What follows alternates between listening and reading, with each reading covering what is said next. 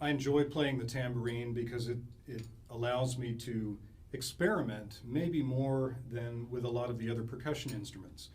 Everyone that plays a tambourine has a unique way of approaching the instrument based on background, education, maybe their connection to other frame drums.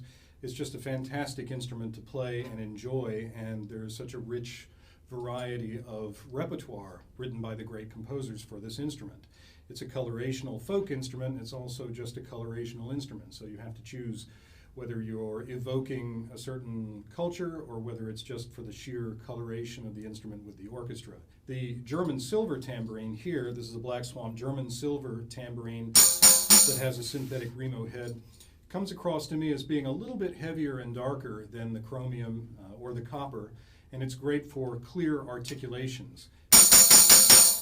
There's a technique that I learned originally from Ken Whitlow, who just recently retired from the North Carolina Symphony. Ken had learned it from John Cassica in the St. Louis Symphony, and although Ken was not really adept at playing it at the time that he taught it to me, he was showing me everything that he knew about the tambourine, and this was a technique he showed me, and through experimentation I've developed my own approach to this. The idea is to be able to play a triplet with a fisted hand, and it's a brilliant way of playing a triplet, has a nice phrasing to it, and it's fairly easy with a little bit of practice.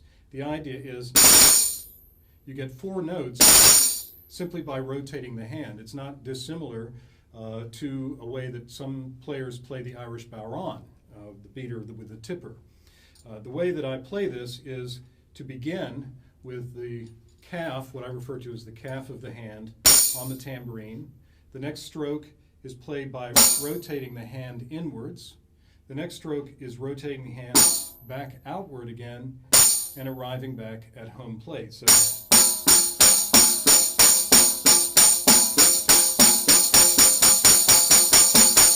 now, with a considerable amount of practice, it's a good idea to place a Band-Aid on your fingertip, on your pinky, because there is not much flesh there to be protected. And you can find that a blister will appear fairly quickly. So you practice with Band-Aids, but you don't need this for the performance.